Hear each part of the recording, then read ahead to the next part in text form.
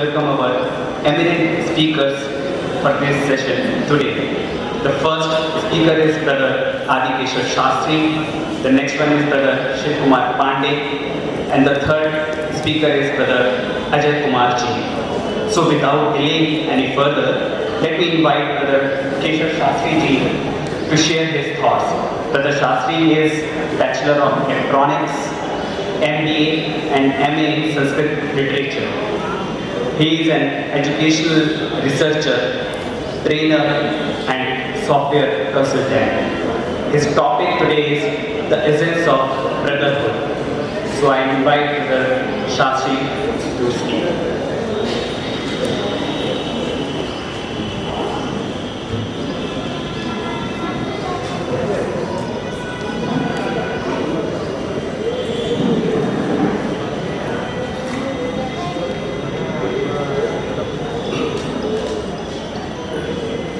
Devi Saraswati Vaje Vajnipati Dhinamamukhe Akhanda Mandalakaram Vyaptam Ena Characharam Tatpadam Darshitam Ena Tasmai Shri Purabhima. Seeking blessings from Jivan Mukta Ghosh.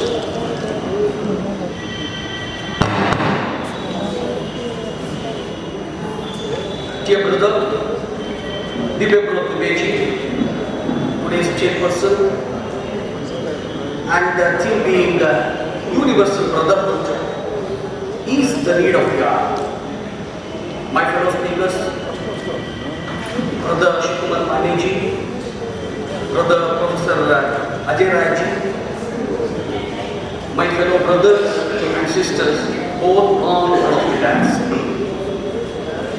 I am very fortunate to be a part of this enigmatic authentic experience. I represent Krishna Philosophical Lodge, Davanagere, which is part of Karnataka Philosophical Federation. Basically, I'm an engineer. I work in software consultancy, and I'm very fortunate that I believe that I'm the only person here who has seen theosophy in childhood, theosophy in my youth, and now I'm getting old, so I'm very happy that I'm in theosophy even my old age, because I joined theosophy when I was 6 years old. So I have that bachpan experience with theosophy along with the youth and now the old. So I have been given here a responsibility of delivering a lecture on the essence of brotherhood. The essence of brotherhood. What is the essence of brotherhood? Because we see the world, which sometimes seems to be a great place to live, but most of the times this myth vanishes and we see a great deal of enmity, cruelty, discrimination, which we perceive are the effects of the deeds of somebody else. Remember this, somebody else. That means to say, we are not part of the problem. We are not part of the problem, and ask yourselves, are we the solution? No answers. Because we talk about diversity, unity in diversity, but in reality, let's look within ourselves that we feel strongly that diversity is a problem itself, because it creates a boundary between the persons and their beliefs. This is true as we judge the other person in our perspective. We don't judge the person by his own perspective or the universal perspective. We always judge the other person with our own perspective, and sometimes we overreact, and this overreaction will increase the boundaries. It widens the boundary. When we say brotherhood, we always intend to put rigorous on the others to adjust with us. I am okay. You have to adjust with me. That is the brotherhood. Somebody has to follow my customs. Somebody has to follow my way of living, which they create barriers which are highly illogical, irrelevant, and non-essential. Because we set boundaries in front of us and the other person. The boundaries of caste, creed, language, statehood, nationality, educational status, and this makes ourselves restricted to a pathological bubble. We should call ourselves a pathological bubble because we are the pathogens here. Suppose if somebody asks, who are you? I say I am so and so. I belong to a place called so and so. I belong to this caste and my language is this. And I ask you the same question, who are you? And you will say the same thing. So the boundary starts, okay, he's a Malayali, he can't speak my language. He's a North Indian, he can't speak my language. Oh, he's from a different caste, so he can't adjust to my customs. Very small boundaries. I'm binding myself in this falsehood boundaries. And I try not to create an arena through which I can cross this boundary that I have created. Because I have become a symbol. I am a symbol. And my symbolism has some unimportant descriptions of all the things that we have known: caste, religion, language, my personality, my educational qualification. And this symbolism extends to what we think of others. And we start creating a binary division. You know what's a binary division? Do you know? Either this or this. And this binary division is on all possible aspects, in all possible irrelevant aspects. And a few people have quoted the shloka of Maha-Upanishad, that is in chapter 6, Ayam Nijah Paroveti Ganana Laguchetasam Udara Charitanandu Vasudhaiva Kutumbakam. We always say Vasudhaiva Kutumbakam. Let me not go to the meaning of this, because the meaning has already been known. Here, my worry is, we have created the binary division. Ayam Nijaha Paro Va Iti. So, whatever we see, if I see you, whether you are mine or you are somebody else different. So we have become Laguchetasas. But Udara Charitana tu Vasudhaiva Kutumbakam. For all the people, learned people.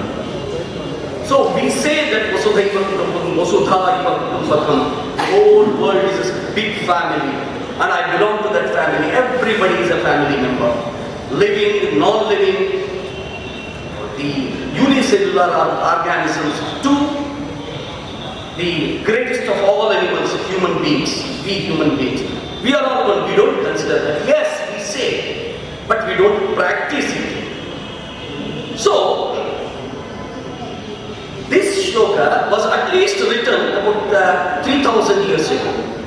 At least 3,000. Let's not go, somebody says 6,000 or something. Okay, at least 3,000 years.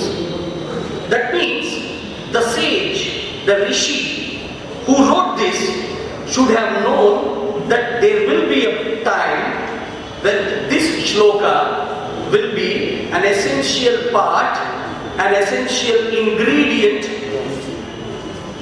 of the human race. The thing that has been written 3,000 years back, today we are reciting it, still not able to practice it. So this gentleman who has written it had a futuristic view of our society, and he always thought to remind us every moment. So this shloka emphasizes the need for understanding oneself to the fellow brotherhood. In other words, we have few essences in brotherhood. The first essence I would like to put forth before you is to understand oneself. If I understand myself, I understand everybody. Because this can be understood by a strange incident that took place in Tiruvannamalai. A young fellow from New Zealand comes to Tiruvannamalai. He just sits in front of Ramana Maharshi Ji. He starts thinking that what a fool I am, because this fellow is sleeping, he is not seeing anybody. Still so many thousands and thousands of people have gathered in front of him, and still this fellow, not respecting the value of the time of others, is sleeping on the dais. Suddenly, Ramana Maharshi Ji, he opens his eyes, and this New Zealand, young fellow from New Zealand says, "Sir, I am so and so from New Zealand." Ramana Maharshi Ji says, "Who are you?" Again he reiterates, "I am so and so, sir, I am from New Zealand." Again, the third time, Ramana Maharshi, he doesn't say anything. "Who are you?" The third time, something flashes in his mind.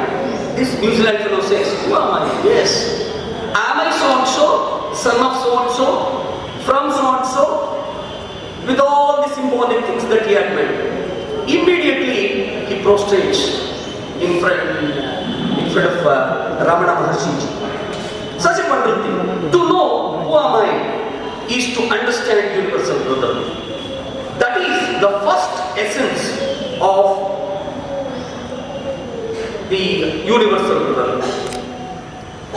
The same has been again thousands of years back, has been explained by Jagadguru Adi Shankara in his Ishavasya Upanishad, which says, "Ishavasyamidam sarvam yatkincha jagatyam jagat tena tyaktena bhunjita magruda kasya siddhanam."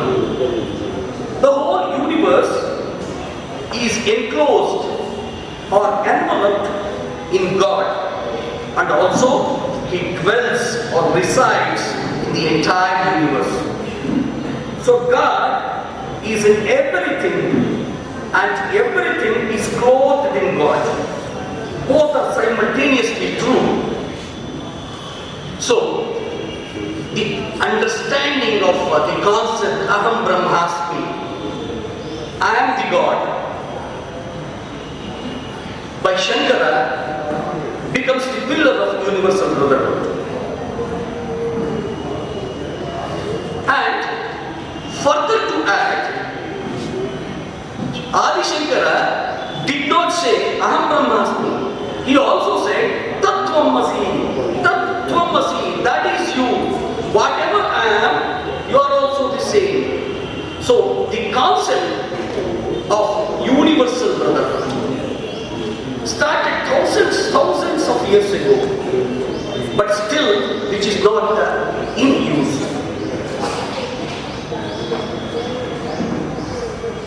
The people like us who have scientific leaning, the physical scientific leaning, we always ask, what's all it? Somebody wrote it, universal brotherhood. It's a good concept, highly illogical and impractical concept, because nobody, no two persons can be same and they cannot come. But when I say scientists like Einstein, his energy-mass relationship, he found it very accidentally. It was also the concept of Tattvamasi Aham Brahmasmi, because when he said E is equal to mc square, that is energy or mass can be converted into energy. Mass is a diversified object to energy. So this mass can be converted to energy and vice versa. The energy can be converted to mass. That's a theory, but yes, it is possible in future that we can convert energy into mass. And the concept of non-duality, that means mass and energy are one. Suppose if I show you a piece of charcoal and I say this contains energy, I wouldn't believe. Nobody would believe that it has energy. But when it starts burning, the energy, the conversion of mass from energy, the transformation, or we should not call it as transformation, it is more of manifestation. The mass itself manifests into energy, because as we know, in the samsarana, that is the evolution, the energy came down and it became mass. We all know Saptalokas, right? When it comes to Sulaloka, it is completely a mass. So that energy from the logos, it got converted into mass, and that is very unknown to us, because as scientists, as scientifically oriented people, we don't consider, because we don't know much about it, but we consider that yes, the mass that we have is energy which can be appropriately manifested into energy. So adding further to this, whatever is moving or non-moving, everything is pervaded by that great energy. So this perspective can lead us to recognize the omnipresent stature of a great energy, which we call by several names. Some calls it as Logos, some calls it as Brahman, I can call it as Brahma, Vishnu, Shiva, Hanuman, whatever it is according to me. I can give him any name, I can give that energy any name. That further results in experiencing the oneness with others. But let me tell you, this is not an easy concept as it seems. Yes, universal brotherhood, accepting you as my brother, accepting you as the same manifestation of the super energy is not, it can be said only. But ultimately, you can see, even the greatest of all saints, one of the greatest of all saints, Adi Shankara, had a problem. The person who said Aham Brahmasmi and Tattvamasi had a problem. You might have seen his encounter with Chandala, which happened in the same Kashi that we are standing. For those who don't know, I'll just tell it in 2 or 3 sentences. Simple. Adi Shankara took a bath in Ganga and he was coming up, and a Chandala, you know who is a Chandala? From the very lower caste, he just came in front of him. All his Sishyas, they said, you just move away, move away. And even Adi Shankara said, hey, move away, I am clean. To that Chandala, he said, whom to move? He asked a question to Shankara, go home. Who am I? Adi Shankara, though very learned, he had Maya in front of his eyes. He could see that the Chandala was himself. He is also the manifestation of same thing. He is also the son of the same entity that has created him. And finally, that word Goham, it gave such a great effect in Adi Shankara that he prostrated in front of him. He said, yes, you are my Guru. Though I said Aham Brahmasmi Tattvamasi, I had this thing that you are not clean. I just got cleaned. Because the Chandala says you have cleansed your body. Have you cleansed your Atma? You have only cleansed your body, and the body when it dies, it can't be cleansed. Somebody has a sannyasi, they will throw you in river. Or they'll do something to it. So that thing is an essence. In Krishna Yajurveda, Taittiriya Samhita, in the second chapter, everybody knows the Shanti Mantra. Sahana Bhavatu, Sahana Gunatu, Sahaviryam Karavavahai, Tejasvina Vadhitamastu, Ma Vidvishavahai. So, together, maybe to move. A concept of the universal brotherhood starts in a simple way. Together, we two can move. Together may we relish, together may we perform, may what has been studied by us be filled with brilliance. That means, this, as students of theosophy, we should understand that the individual will, and this will is also called as Icha. This is an individual will, Icha. And this Icha, it can form universal will and this uniform will. Because you see, even science says, when I think something, I emit waves. If you are a good transceiver, you will receive it and you will send me back the appropriate signals. That is what we call it as thought reading. The sankalpas we make. We all sit together and we make a sankalpa of something. So, this shloka emphasizes the need for the universal brotherhood. So, this could be achieved by the self-transformation of individual. This is very rightly said. In Karnataka, and most of you know, there was a great religious reformer called Basavanna in 11th century. He said, Ivanarava endenisedirayya, Ivanambava endeniseya, Kudala Sangamadeva, Inna Manimada endeniseya. Roughly translated, it says, let others not say, who is he? Let them say, he is our own.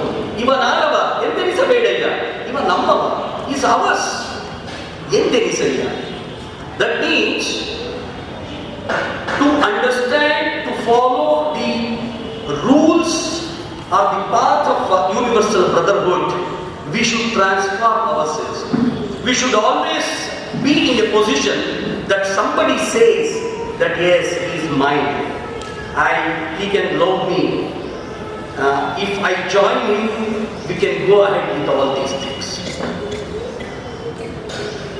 So, in India, this concept has been idealized by all the great scientists, saints, in different languages and belonging to different parts, belonging to different cultures.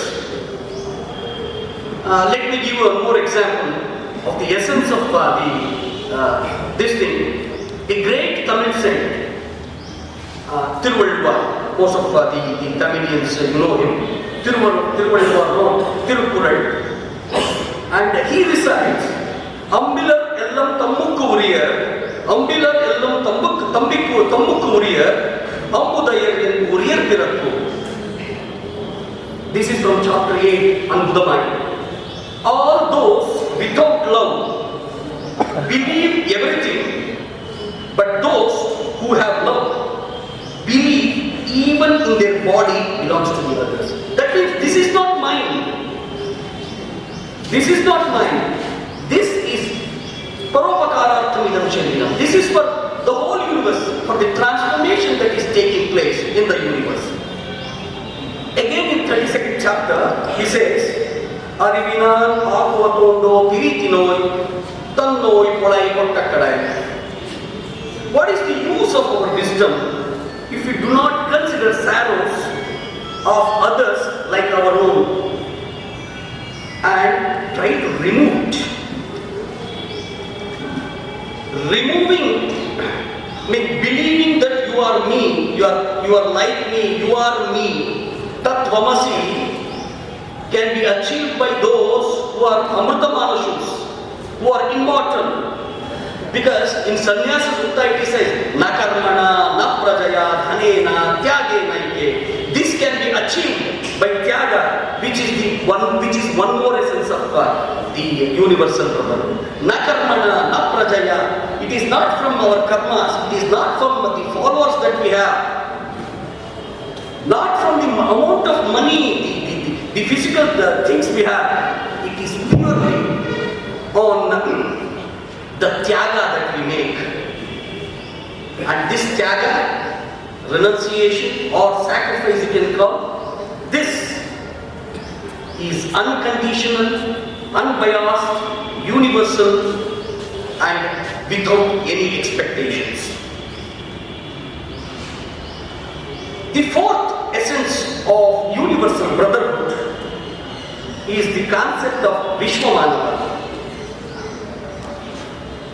The concept of Vishwamanava is the curiosity to learn, to adopt, and to cooperate. Because since I also deal with the psychological behaviors, in psychology, especially when we do transactional analysis, TA it is called, there is, when we study a case with a situation of ego and superego, I am okay, you are okay. That means if I am okay, definitely you should be okay, the highest level of positivity. I don't see whether in whichever position you are, excuse me.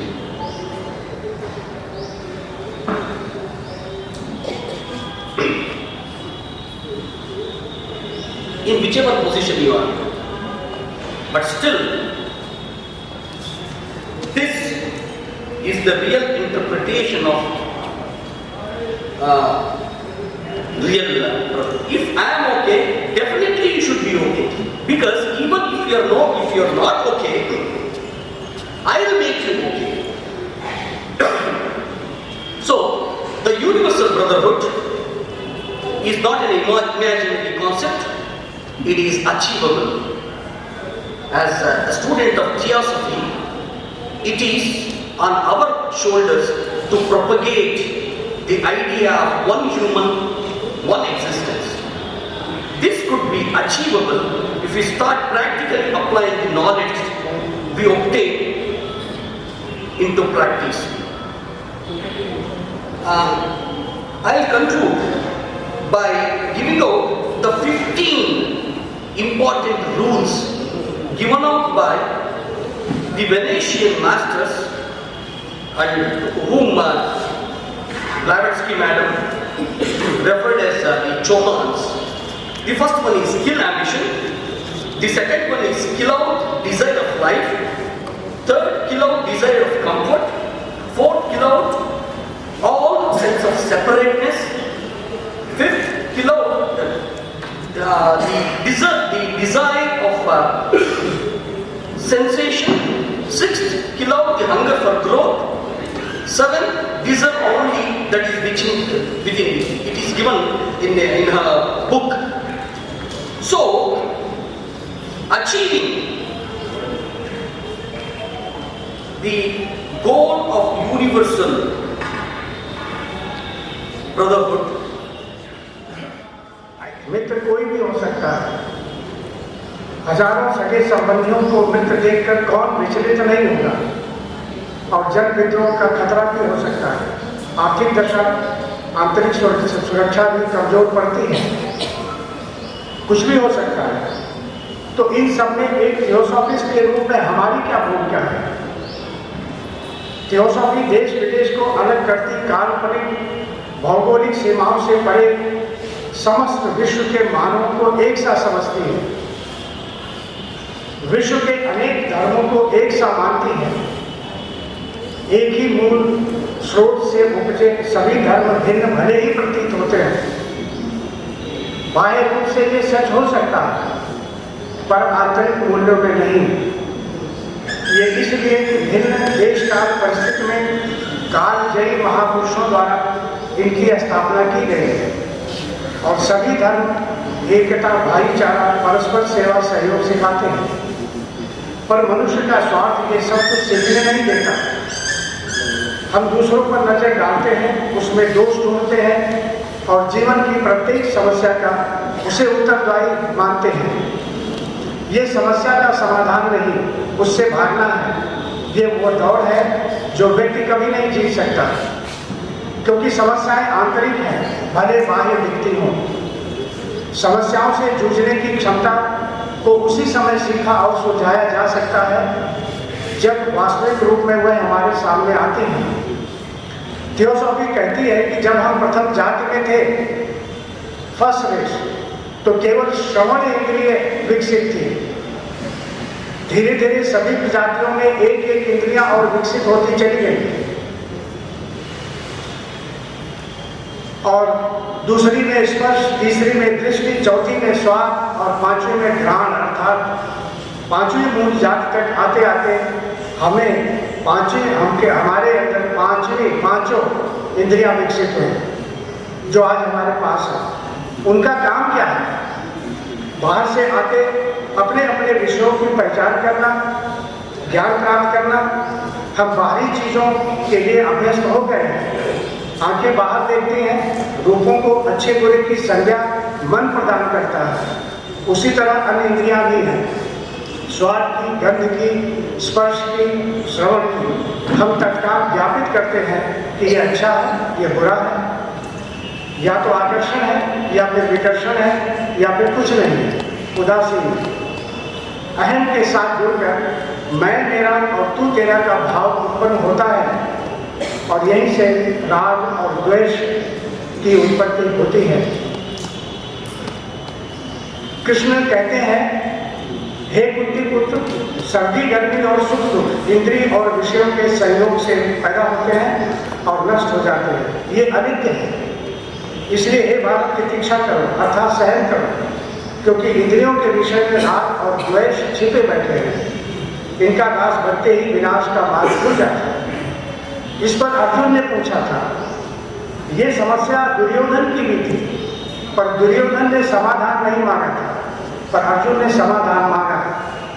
पूछते हैं कि अथ के प्रयोक्ता अयम पापम चरति पुरुषा अनिच्छन अभिवार्षणेय बलात् यो नियोजिता। हे कृष्ण, फिर ये मनुष्य न चाहता हुआ किससे प्रेरित होकर पाप का आचरण करता है? कृष्ण कहते हैं, कामेशा, क्रोधेशा, रजोगुण समुद्भव, महाशना, महापापमा, विधिहीनम ही वैरिणम। रजोगुण के आते ही काम और क्रोध साथ साथ उत्पन्न होते हैं। ये कभी ना अघाने वाला महापाप है, हमेशा भूखा रहता है। इसे तुम अपना वैरी जानो।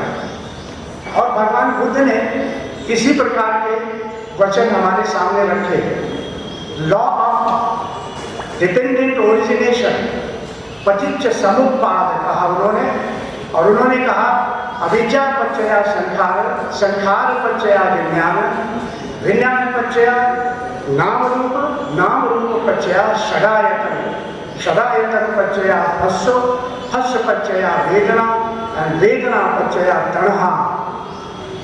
तृष्णा को मानते हैं। बुद्ध कहते हैं तृष्णा, ये इंद्रियां, ये अविद्या है जो समस्त समस्याओं का कारण है। अविद्या अर्थात भेद विभेद, अलगाव का भाव। संस्कार अर्थात बधा हुआ मन। अविद्या से संस्कार, संस्कार से विज्ञान, विज्ञान से नाम रूप यानी मन और शरीर, नाम रूप से इंद्रियां, इंद्रियों से विषयों का स्पर्श और स्पर्श से तृष्णा, तृष्णा से उपादान। राग द्वेष का आधार है जो, अर्थात इंद्रियों से विषयों का स्पर्श तृष्णा पैदा करता है। तृष्णा चाहे किसकी हो, धन की, संपदा की, सत्ता की, सुख भोग की, वैभव के, वैभव की, परिग्रह की, पद प्रतिष्ठा की, मान सम्मान की, किसी की भी तृष्णा हो। अनेक तृष्णाएं हैं मनुष्य के जीवन में जो संघर्ष का कारण है। तृष्णा दुखों का पहाड़ लेकर आती है, बुद्ध कहते हैं। तो इसलिए वो कहते हैं अविद्या त्वयि अशेष विराग निरोधा संखार निरोधो। यदि हमें ज्ञान की उपलब्धि हो जाए तो इन सब का निरोध हो जाता है। इस श्रृंखला में एक की उत्पत्ति दूसरे से होती है और अविद्या के पूर्ण उन्मूलन एवं समापन से व्यक्ति के समस्त दुख समाप्त हो जाते हैं और तृष्णा निर्जरा हो जाती है। एक का निरोध होते ही सबका निरोध हो जाता है। इसीलिए उन्होंने कहा पटिच्च समुपपाद, एक प्रकट होता है तो उसके साथ ही दूसरा प्रकट हो जाता है।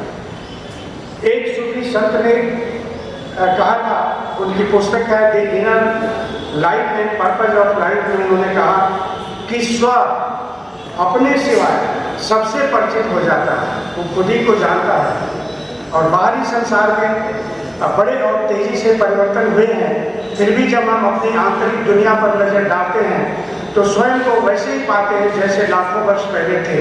कृष्णमूर्ति ने कहा हम आश्चर्यजनक रूप से घृणा, भय और भद्रता का मिश्रण है। हम हिंसा और शांति दोनों हैं। बाहरी तौर पर हम बैलगाड़ी से जेट प्लेन तक की प्रगति कर गए हैं, पर मानसिक रूप से मनुष्य बिल्कुल नहीं बदला है। इसलिए समाज का बाहरी ढांचा हमारे अपने ही आंतरिक मनोदशा का परिणाम है।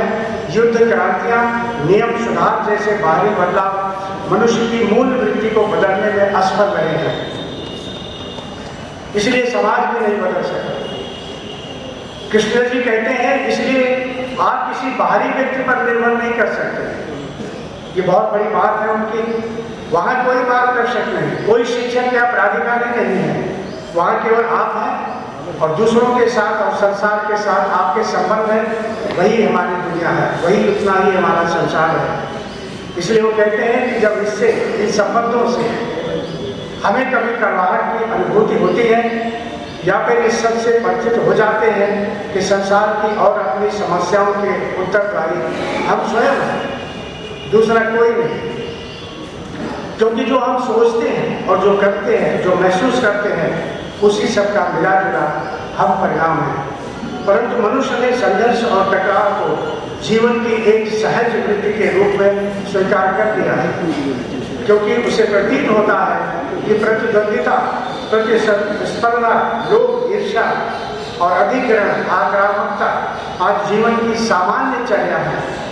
और जब हम इस तरह का जीवन चर्या को अपनी स्वीकृति प्रदान करते हैं तो समाज के ढांचे को भी स्वीकार करते हैं और इस तरह हम पृथकता की भावना के साथ छद्म आत्म प्रतिष्ठा के खोल में बंद होकर, आत्मविकसित होकर स्वार्थी बन जाते हैं। इतना नहीं, स्वार्थी एवं पैशाचिक जीवन की पराकाष्ठा का इतिहास है। जब एटलांटिस जलगत हुआ था केवल ऐसा था उसी समय, ऐसा नहीं है, आज भी है और दुनिया के अनेक समाजों में पैशाचिक वृत्तियाँ देखने को मिलती हैं। हमारे शरीर में अरबों खरबों सूक्ष्म माइक्रोस्कोपिक कोशिकाएं हैं और प्रत्येक कोशिका की अपनी व्यक्तिगत चेतना है और मस्तिष्क के आदेश पर मिलजुल कर शरीर के अंगों का संचालन करती है। यदि कोई भी आदेश न माने तो आप समझ सकते हैं कि परिणाम क्या होगा, हमारे शरीर की क्या दशा होगी। सहयोग प्रकृति की मूल भावना है और उसके बिना सब कुछ अव्यवस्थित हो जाए तो इसमें क्या आश्चर्य है। कोशिकाएं स्वार्थी बन जाए तो शरीर का क्या होगा, व्यक्ति स्वार्थी बन जाए तो परिवार का क्या होगा और समाज का क्या होगा, देश का क्या होगा, दुनिया का क्या होगा। सामूहिक सहयोग में बड़ी शक्ति है और दोनों प्रकार की, सकारात्मक या नकारात्मक। प्रश्न है कि समूह किन व्यक्तियों का है। आतंकवादी समूह हम पर आसानी से अधिकार पा लेते हैं क्योंकि हम अपनी सुरक्षा की खातिर भयभीत हैं और कमजोर पड़ गए हैं। सामूहिक ऊर्जा और संकेत का उपयोग केवल आज विकसित प्रजातियों में ही नहीं है। आदिकाल से एक कोशीय शैवाल, अमीबा या बैक्टीरिया भोजन अथवा सुरक्षा के लिए अपने समूह को संकेत देते चले आ रहे हैं। आज हमारा मस्तिष्क जब शरीर की कोशिकाओं को संकेत देता है रासायनिक स्राव या ऊर्जा के माध्यम से तो अंग सक्रिय हो उठते हैं। शरीर का बीमार पड़ना, अंगों की कोशिकाओं पर नहीं, मस्तिष्क द्वारा दिए गए संकेतों पर निर्भर है, सकारात्मक या नकारात्मक। आज कई वैज्ञानिक शोधें हो चुकी हैं जो बताती हैं कि किस प्रकार का परिणाम सामूहिक विचारों की प्रकृति से व्यक्ति पर या समाज पर पड़ता है। विचार जो मानसिक ऊर्जा है, संसार में कुछ भी चमत्कार कर सकते हैं। एक कबीला है जहां पर पेड़ों को काटा नहीं जाता। एक साइंस ऑफ बायोलॉजी, एक कबीला है जहां पेड़ों को काटा नहीं जाता। जब ऐसा करना होता है तो वो समूह बनाकर पेड़ के चारों तरफ घूमते हैं और उसके सूख जाने का शब्द उच्चारण करते हैं अपनी भाषा में, और कुछ दिनों में वो पेड़ सूख जाता है और फिर उसे काटते हैं। हमने देखा कि स्मार्ट कोशिकाएं हमें सिखाती हैं कि हमें कैसा जीवन जीना चाहिए, सहयोग और सामंजस्य का जीवन। यदि हमें स्वस्थ और सुंदर समाज, देश या दुनिया चाहिए तो हमें सहयोग के मूल्य को समझना होगा। मैडम लाउस्की ने सीक्रेट डॉक्टर में लिखा है, जिसे मैं उद्धृत करना चाहूँगा। कर्मा कुछ उत्पन्न नहीं करता, न ही कोई डिजाइन बनाता। ये मनुष्य जो योजना बनाता है और कारण का निर्माण करता है और कर्म का नियम जिसके प्रभाव को समायोजित करता है। और ये समायोजन कोई क्रिया नहीं है परंतु वैश्विक सामंजस्य है जो पूर्व स्थिति में आने का प्रयास करता है। जैसे शक्ति लगाकर मोड़ा हुआ एक धनुष छोड़ते ही वापस अपनी पूर्व अवस्था में जोरों के साथ वापस आता है। यदि मोड़ने वाले के हाथ में चोट पहुंचती है तो दोष किसका है, धनुष का या व्यक्ति का? गुरुदेव चरमेश में संसार के सभी मानवों को दो समूहों में बांटा गया है। एक वह जो ईश्वरीय योजना को जानते हैं और दूसरा वह जो नहीं जानते। देश, धर्म, जात, लिंग का विचार यहाँ नहीं है। जो ईश्वरीय योजना के साथ सहयोग सामंजस्य में चलेंगे वह पारितोषिक के भागीदार होंगे, जो नहीं चलेंगे दंड के अधिकारी होंगे। इसलिए कुछ अंतर नहीं पड़ता कि कोई किस जाति का है, किस धर्म का है, किस देश का है और कहाँ का निवासी है, इससे भी कुछ अंतर नहीं पड़ता। मैडम लाउस्की कहती हैं कि कर्मानिमेसिस एक पूर्ण और अपरिवर्तनीय सिद्धांत है। ये हम हैं व्यक्ति या राष्ट्र के रूप में जो इसके कार्य को गति प्रदान करते हैं और इसकी दिशा को निर्धारित करते हैं। वह कहती है इसलिए ये कर्म नहीं है जो दंड या पारितोषिक देता है, परंतु ये हम हैं जो स्वयं को दंड या पुरस्कार देते हैं और इसके अनुसार कि हम प्रकृति के साथ कार्य करते हैं या इसके नियमों का पालन करते हुए या इसके विरोध में। कर्म के कार्य करने का तरीका रहस्यपूर्ण नहीं होगा। मैडम लाउस्की कहते हैं कि यह रहस्यपूर्ण नहीं है। यदि मनुष्य विघटन और संघर्ष के बजाय उसके साथ ऐक्यता और सामंजस्य में कार्य करे। उसके तरीकों की अज्ञानता के कारण मानव जाति का एक हिस्सा परमात्मा के विधान को अंधा और उलझा हुआ मानता है और दूसरा उसकी क्रिया में अंधा भाग्यवान देखता है और तीसरा एक सरल अवसर। न तो वहाँ कोई ईश्वर है या शैतान जो कर्म का मार्गदर्शन करेगा। वे कहती हैं ये सब निश्चित रूप से विरुद्ध हो जाएंगे यदि इन सभी के सही कारण के लिए जिम्मेदार हम ठहराते हैं, उन सही कारणों को जिम्मेदार ठहराते हैं उचित ज्ञान के साथ या हर प्रकार से इस धारणा के साथ कि हमारा पड़ोसी हमें नुकसान न पहुंचाए। बहुत सुंदर उन्होंने लिखा है सीक्रेट डॉक्टर में कि यदि हम चाहते हैं कि हमारा पड़ोसी हमें नुकसान न पहुंचाए तो इसके पहले हमें उसे हानि पहुंचाने का विचार त्याग देना चाहिए। तो वह कहती हैं कि ऐसा अगर हम कर सकें तो दुनिया का 2/3 जो दुर्भाग्य है, जो कर्म फल है, वो हवा में विलुप्त हो जाएगा। और अगर ऐसा हुआ तो कर्मानिमेसिस के पास कोई हथियार नहीं होगा, कोई अस्त्र नहीं होगा उसे कार्य करने के लिए कि जिसके माध्यम से वो कार्य कर सके। तो प्रारब्ध के उलझे अंगनित बंधनों को हम अपने हाथों से काटते हैं और हम समझते हैं कि हम कर्तव्य और सम्मान के उच्च विशिष्ट मार्ग की खोज कर रहे हैं और फिर हम शिकायत करते हैं कि कर्म के रास्ते उलझे हुए और अंधकार में हैं। हम अपनी रहस्यमय रचना और जीवन की पहेली के सामने अचंभित खड़े होते हैं जो हम सुलझा नहीं सके हैं। पर वस्तुतः हमारे जीवन में ऐसी कोई घटना या दुर्घटना नहीं है, दुर्भाग्य नहीं है जिसके कारण हम इस जन्म में या पीछे के किसी जन्म में भूल न सकें।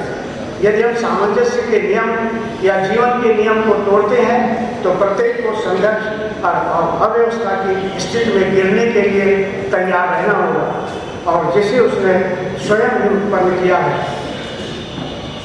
ये स्थिति तब तक बनी रहेगी जब तक मनुष्य में आध्यात्मिक अंतः प्रज्ञा जागृत नहीं हो जाती। ये तब तक नहीं होगा जब तक हम अपने स्वार्थ के मोटे आवरण को शरीर से उतार कर फेंक नहीं देते और जब तक हम अपनी अंतरात्मा के मार्गदर्शन में काम करना शुरू नहीं कर देते और इंद्रियों द्वारा मार्गदर्शन का निषेध नहीं कर देते। जीवन की बुराइयों का निवारण केवल ऐक्यता और सामंजस्यता में है, सच्चे बंधुत्व में है और केवल नाम के परमार्थ में नहीं।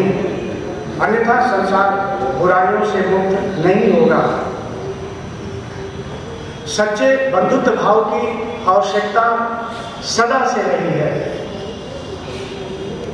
और सदा रहेगी जब तक हम ये लक्ष्य प्राप्त नहीं कर लेंगे। इसलिए जो हमें दिया गया है विश्व बंधुत्व का वर्तमान में आवश्यकता, उस पर हमें विचार करते रहना है। सुंदरता हर पत्थर में छिपी है, सुंदरता हर व्यक्ति में छिपी है, सुंदरता हर पत्थर में छिपी है। केवल कुछ अतिरिक्त पत्थर हटाने की आवश्यकता है। एक मूर्तिकार जब उस पत्थर को अपने सामने पाता है तो वो उसमें पत्थर नहीं देखता है, कोई सुंदर सी मूर्ति देखता है और करता क्या है, जो अवांछनीय है उसको हटाता है और मूर्ति तो वहाँ विद्यमान है सदा से। और इसीलिए हमारे अंदर जो सुंदर सी मूर्ति है वो वही विद्यमान है। आवश्यकता है हमें अपने से जो कुछ अवांछनीय है उसको हटाने का। और अंत में मैं अपनी ही एक कविता से अपना वक्तव्य समाप्त करूंगा। मुझे बहुत पहले की लिखी हुई है लेकिन रेलिवेंट लगा तो मैंने कहा हम आपके सामने प्रस्तुत करें। और कभी क्या हमेशा ही कविताओं में बहुत कुछ कहने की वो होती है। दे उठो कि तपता है भूतल नफरत के रक्तिम ज्वालों से, छिदता है देखो अंतस्थल कटवारी के विष भारों से। मानवता बैठी सिसक रही करुणाहत हो रोती है, हो गया अरे विश्वास कहाँ सूखा श्रद्धा का मोती है। बन गए सभी दुशासन है, हर ओर हो रहा चीरहरण। वैभव अनीति का दास बना, प्रतिभाएं करती स्वार्थ वरण। ये कैसी अजब बयान बही, झुलसा नभ का कोना कोना। गरिमा लुटती घर देरी की, बेरंग हुआ मन का सोना। ले उठो सूर्य के पुत्रों अब, माँ श्रद्धा सजल निहार रही। जो शपथ लिया गुरु चरणों में, है दोहराना संकल्प वही। जिसने संकल्प आज हम लेते हैं, धरती पर स्वर्ग बसाएंगे। उद्धार मनुष्य के पुत्रों के, हित भागीरथ बन जाएंगे। जिसने आहुति दी निजता की, तप तप कर सब कुछ हुआ। मानवता के हित साधन में, घर जिसका सारा व्योम हुआ। वो महाकाल का अमर दूत, कर रहा प्रबल तैयारी है। सारा जीवन बांटा उसने, अब आज हमारी बारी है।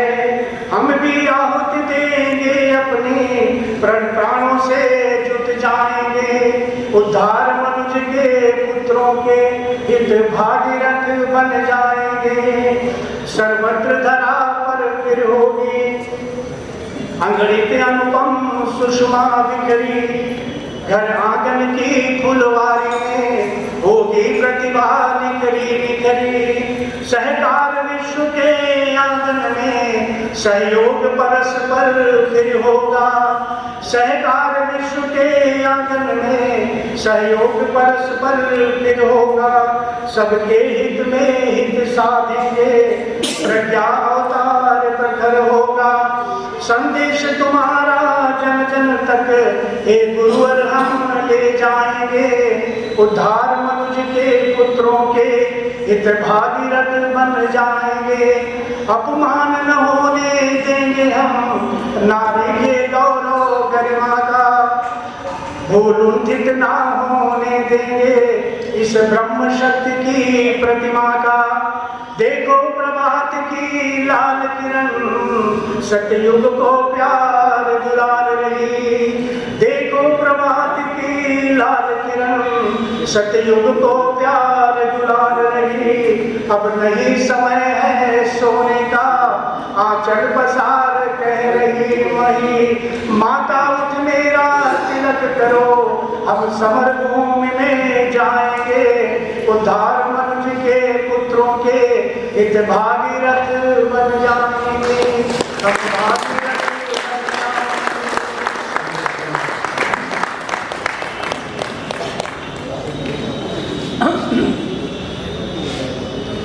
सुंदरता हर पत्थर में छिपी है, बस कुछ अवांछनीय पत्थर हटाने हैं।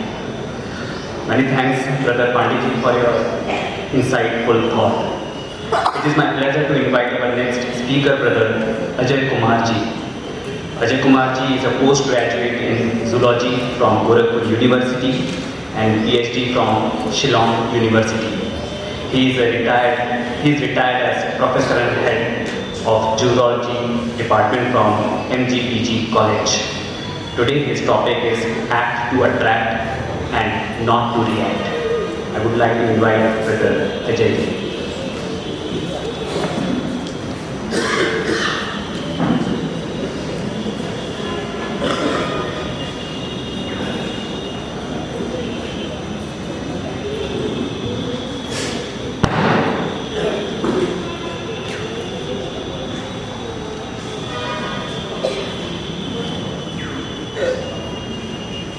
I am dazed by a wonderful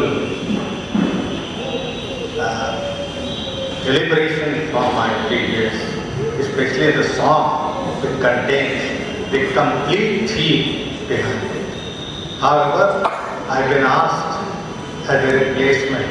A car has a stepney, 4 important wheels, but another wheel which are used on emergency, and that is Stepney, and I am placing a great soul, a guru who has inspired me to theosophy, Sindhe Sahab. Sindhe Sahab was to deliver act to attract, not to react. On the auspicious occasion when we have to ponder upon the idea of universal brotherhood is the need of the hour. I would like to put it more powerful. It is not merely the need of our hour, it is essential for the existence of one and all. My dear brother and sister, our co-traveler in the world of evolution, in this spiritual world of evolution, the divine plan, my namaskar to you. I arrived late night, and I was surprised, it was a pleasant surprise to be received by 2 great personalities. The pivot on which this association, this function is being organized, the 2 Pradeep. Pradeep means we have just celebrated, kindling is putting light all around. They Pradeep means a pragya, a light of the pragya inside. And to a small fry like me, and to a small person, they were there not only to receive me, to all the delegates, at a late hour of 11 o'clock. My salute to them. And this affection, this love, this compassion is the important parameters which would bring universal brotherhood. We have to inculcate into it, and we have to bring this knowledge, the wisdom rather, to the society which has been accumulated in the theosophical law for generations, for centuries. It's a very unfortunate that it should reach to the people, but the spread is our responsibility to see that it is spread ahead. Friends, the third part which I would like to do here is that I would be speaking, I would not be repeating what has been already told by the learned speaker earlier. My topic is universal brotherhood is the need of the hour, and restricted to act, to react, not to react, act to attract, and attract, not to react. Now, let us just split the simple words. As I said, universal brotherhood is not merely in the need of our, it is for our existence, and it exists. We have to think and ponder upon it, and we have to move forward in this direction. Now, what actually universal brotherhood means? Universe means in totality. Totality is when we see all the creation in the celestial world as well as the terrestrial world. When we get into a terrestrial world, we do not separate ourselves by the stratosphere or only get into the lithosphere, hydrosphere and atmosphere, that is talking about the troposphere where we exist. Yes, we are affected by the universe. You very well know that we are surrounded by a layer called as the ozone layer, and depletion of the ozone layer are causing catastrophe in the world. And the catastrophe in the sense, the depletion, the use of the chlorofluorocarbon, that is the toxic gas of our scientific evolution, are putting our existence into a limitation. The thing which is God has to be destroyed, but what we are doing, we are expediting the process of destruction. And how would you do it is when we understand the theme behind it, universal brotherhood. So universe is each and Karna mein Bhagwan, each and every particle, as Madam Deepa has clearly mentioned, not merely in the microorganism, microcosm, in the macrocosm too. Because we are all totally linked. Yes, on the top, our existence has a little meaning. But the lowest, that is when you get into a bottom, a microscopic organism, as he has pointed out, Pandey has pointed out, we are under a relationship called as a mutualism. We cannot live without it. Corona was there as a friend with you. We have not understood the biology of it. We tampered the environment. We losing the thread of our link to it. It got converted into a COVID-19. And this COVID-19 conversion of Corona into a COVID-19 with a mutation in the DNA system are the reason of the havoc. Friend, if we do not awake right now, we are inviting more catastrophes, more problems, more difficult future.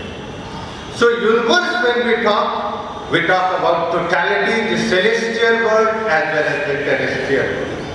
And each and everything, each and every element, even the element what we talk in the middle of table, periodical table, all the element is essential for your system. The cyanide, which is the highest poison, is needed to you in a very small part per million ppm, because if the cyanide is not there, the carbonation will not occur, your growth will not occur. So let it be whatever element is there. So we have to see, we are all dependent upon it. We cannot ignore it, we cannot forget it.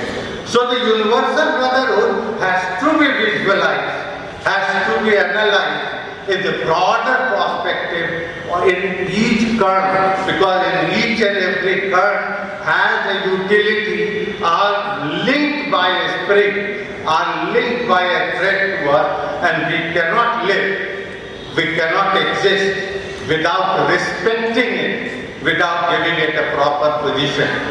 Do not consider yourself the greatest creation. Yes, we should not turn our face as the greatest destroyer of what the nature has created. Friend, I will not be out of place to describe as a universe by a scientist called as Claude Bernard. 100 centuries ago, Claude Bernard has clearly mentioned that there is a stability in a complete environment. All the systems in the environment are in the form of equilibrium. If you disturb the equilibrium, as the Lee-Chester principle says, the equilibrium counteract from the factor on which they are associated with. Now they said, Claude Bernard, the scientist, said that not only in you, in all, he is basically a physiologist. He speaks about the system, but he also said that the environment there, a small disturbance, too much of raping of the surrounding, too much of disturbing the balance of the surrounding was the reason of the catastrophe, and the most reason by which we get into a dormancy for the 3 years was just one example, COVID-19. Friends, he says that our system is a sustainable system, and the nature reflects you by a compassion and love. If you disturb the system, it rebounds back, and rebounds back with a peace and a harmony, not to disturb you till you cross the threshold, till you cross the limit, and you destroy the system of no return. This is how is this possible? He says that in a biological system, let us give you a small example of the blood. The pH of the blood is 7.4. Now what actually happens? So the function of the blood is transportation.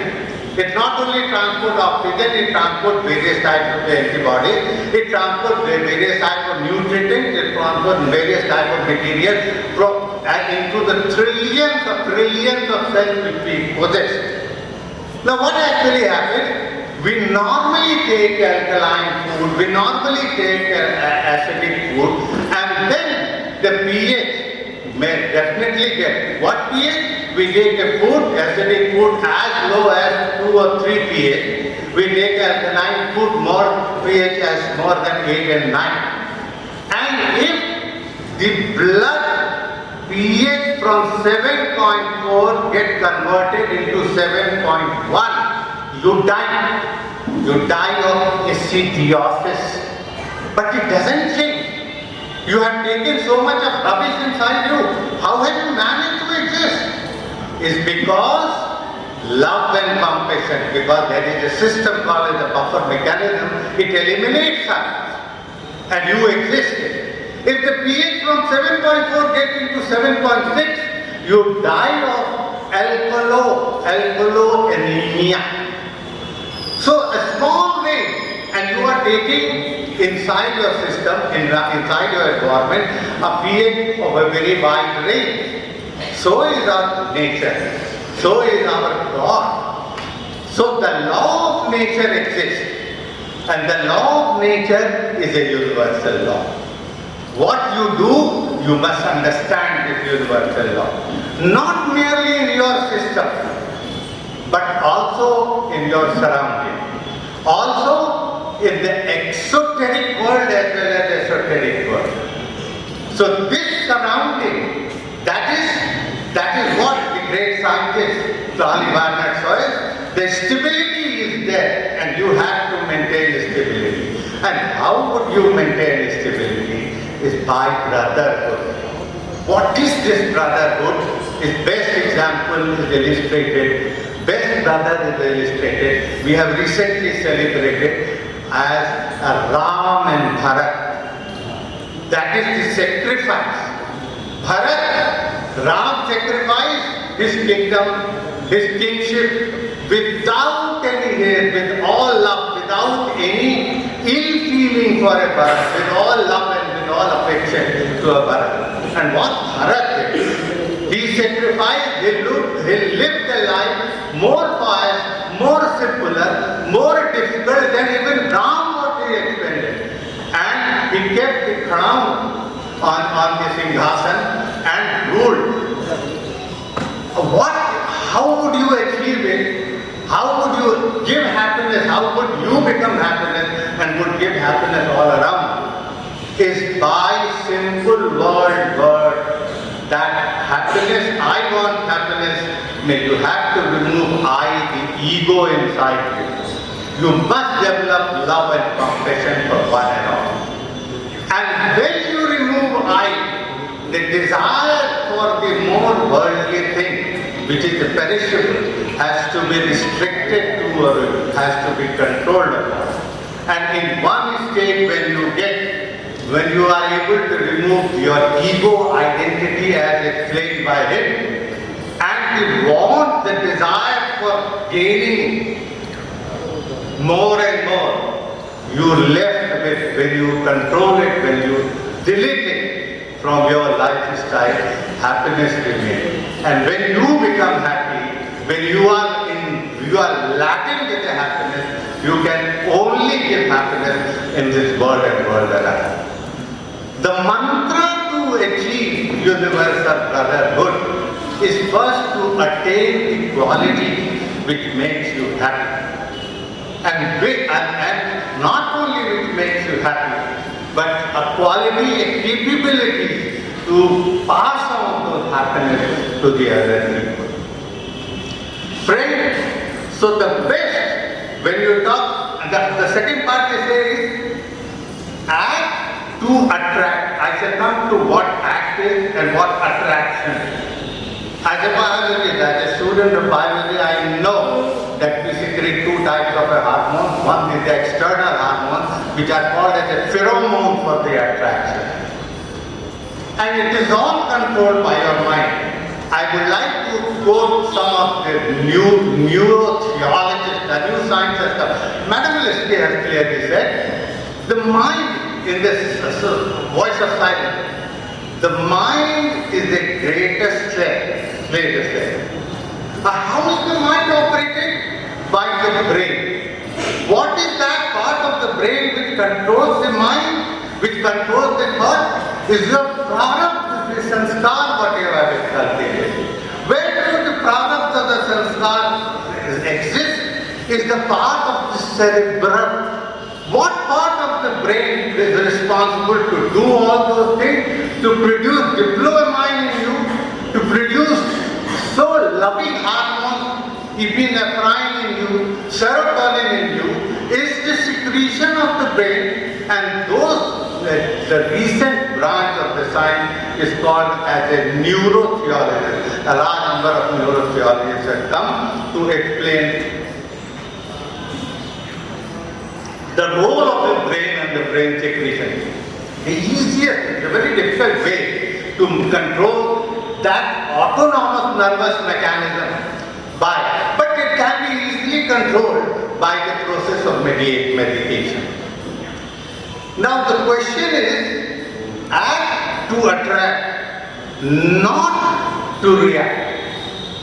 Action and reaction is one of the weakest phenomena what we one of the toxic, one of the deadliest phenomena what we have. Look at Madhav Singh. Look at Fullan Devi. Why has Fullan Devi been involved? It is only the action. A family member of society has created a problem. Thakur has created a problem to a Fullan Devi, and Fullan Devi reacted to it. What was the end result? One action, reaction, a counter-action, a counter-reaction, leading to the decade and the whole family perished. So action or reaction, action comes to you, you should have a wisdom to analyze it, and to my way, to react is the most simplest way, is by A, B, C, D. A is, whenever this negativity comes to you, get alert, avoid it. Do not get involved into a talk or act which created hindrance in the progress of the natural divine movement. Be cautious to it, act to it, avoid it, be alert. Then you come to a B. If it's still coming to you, just go for another methodology to bypass it. Go it, give it to the by lane. Don't let it come to your lane. And still it is not possible, get cool. Silence is the best way to avoid it. And still it is not possible, I said the fourth way out is divert it to the positivity. Buddha has given you the technique, the 8 important paths by which you can convert your negative energy to the right energy. Follow those paths. And thereby it is your endeavor and your effort, you will be able to form a society full of love and compassion. The same love and compassion is the act, is the basis of your act for an attachment. Now let me explain what actually act is and what actually attachment is. So I said, as Claudie Bernard has said, that there is a stability and you have got to understand the nature law. And you should work for the stability of it. To get to the nature's principle, there are the factors which will maintain the stability, and to maintain that stability, if one factor gets disturbed, get alert. Not to react in the counter way, to nullify the effect. The other factor comes out, and then let a new equation on the love and compassion be made, which has been explained in the science. Now friends, the acts are done on the 4 bases. The first basis of the act is the physical act, what you do with. The second is by your voice. Kaua kaako deta hai, koyal ka sule. You have got to speak in a manner always pleasing to others. Never ever utter a word which hurt others. Be cautious to you. You are the creator of your own prarabdha, your karma. So how would you act is by controlling your speech. And the third, even the thought which comes to you has to be controlled. The thought has to be negative, an action comes. Somebody accuses me. The second, the immediate reaction of a normal person, you abuse me with 1 word, I will abuse you with the 2 words, and when I sleep at the night, I still feel pity that I had in mind stop another 2 words to abuse him back. I have not done it, and I will not have a night sleep. So why to get involved into this? That is what the theme has said. Act to attract, not to react. Do not react. And react, if you want to react for his, for Sarve Bhavantu Sukhna. contribute peace in the surrounding. How would you be able to solve this problem? The thought, the desire on you, in order to build a world with a perfect universal love, has to adopt this phenomenon. So there are 4 ways, and these ways comes as explained very well by 3 techniques. Satya, Rajas or Tamas. Tamas is also important. As in the Manvantar, the action is important, so is the sleep is important. Detoxification. Tamas has been used. You sleep in order to detox all the toxicants what you have accumulated in your body has to be detoxed. Get detoxed at the night you sleep, and the morning you get up with a new vigor. In between, the REM occurs, rotatory eye motion occurs, and you have a sleep insomnia or you have a sleeping so many disorders. This all can be controlled upon by your simple method that allow a deep sleep. Get all detoxification at the physical level, at the astral level, at the causal or the mental level, get dissipated. This has to be done. And if you do in this manner, you will be able to achieve. So what they say, Annie Besant has said, so what you do is, if you get into a better thought, what you do is, you develop, you mold that thought into a better character. And similarly, if you have a better desire for a global prosperity, because we talked about one kutum, one world, and when we talk about one kutum, one world, the greater desire provides you, molds into a better opportunities. And this opportunity is your job, not only to visualize and pick it up, but to put it into the action, because it is our duty to make the world a place better to live with all love and affection. That is our goal of a universal brotherhood.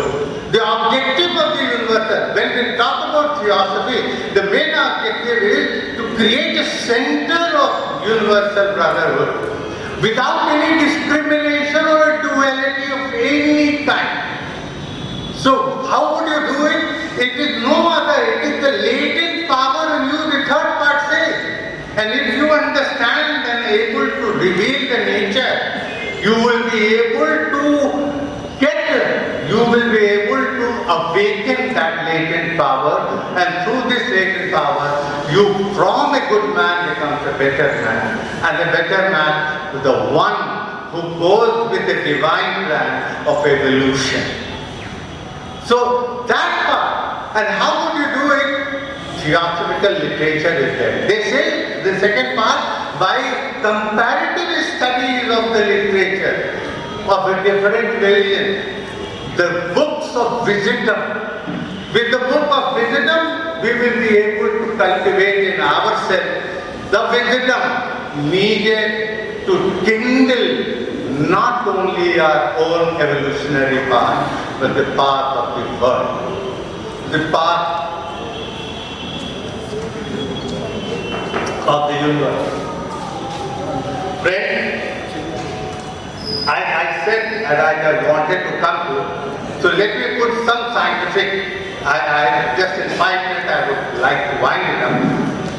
I said, as said, the science is fast developing, and there is a one branch which is fast coming up, is called as a, that is called as a neurotheology.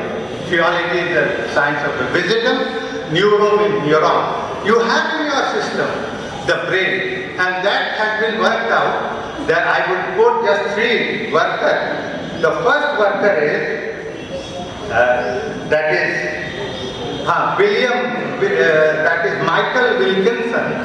He says that the forebrain has a power which has a God stimulator and God module. And this God module and stimulator, if you are able to trigger them by your own act, you get a letter of a promotion. you get a letter of goodwill.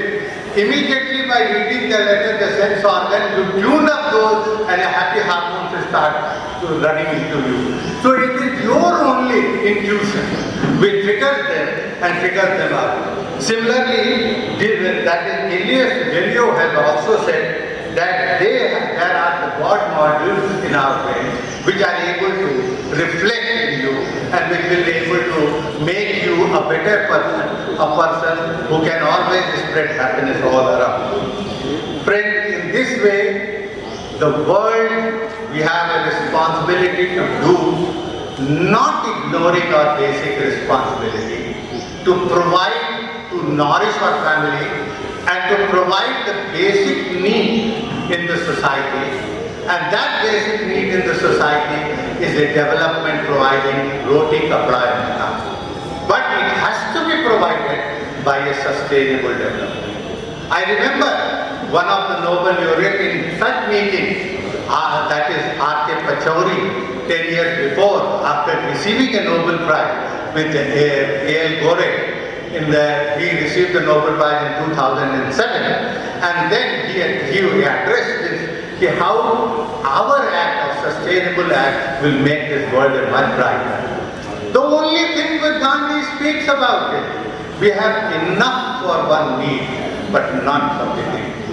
If a big person just reduces that luxurious thing which just get wasted or which he utilizes for the ego, all the problem of the world, all the problem of the world can be solved.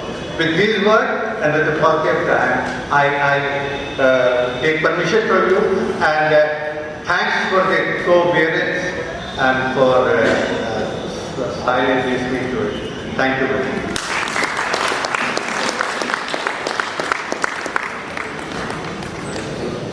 Thank you, Brother Ajai ji. That brings to close of an inspiring session. I am thankful to the galaxy of speakers here who made efforts to clarify some of the critical concepts today. The Brotherhood starts with inclusion. It is time to be inclusive and not exclusive.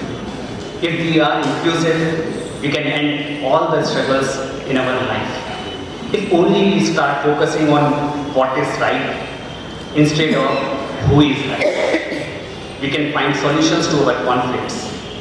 It is our responsibility to set examples for our children, for our neighbors, for our colleagues, friends, and family by being inclusive ourselves. We need to build the bridges of friendship, selfless service, and break the barriers of language, caste, gender, religion, etc. to make one big home for us where we could live in universal brotherhood. Thank you once again to the speakers for the knowledge shared and to the audience for joining us today. Thank you very much. We will again assemble here at 2:45 p.m. as our third session of the day will start sharp at 3 p.m. Thank you very much.